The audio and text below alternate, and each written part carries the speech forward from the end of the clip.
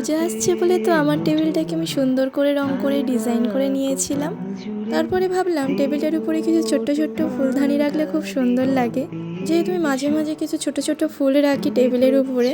তো একদিন আমার দিদিভাই একটা গোলাপ দেয় আমাকে, তো ভাবলাম সেটা কোথায় রাখি। ফার্স্টে একটা কাঁচের গ্লাসে রেখেছিলাম, কিন্তু তাতে কি আর ভালো লাগে। তারপরে চোখ পড়লে এই স্প্রের বোতলটা।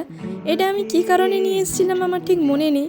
তো ভাবলাম যে এটাই কাজে লাগানো যাক, তাই জন্য স্প্রে বোতলের মুখটা খুলে নিয়ে আমি ব্ল্যাক কালার করে নিয়েছিলাম। তার উপরে কিছু পদ্ম ফুল আর পদ্ম ফুলের পাতা এঁকে নিয়েছিলাম, আর সেগুলোতে হালকা গোল্ডেনের টাচ দিয়েছিলাম।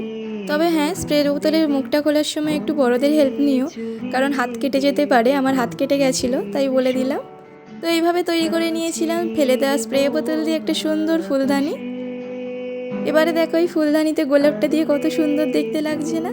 তোমরা দেখে জানিও তো কেমন লাগলো। ভালো লাগলে লাইক কমেন্ট এন্ড শেয়ার করো।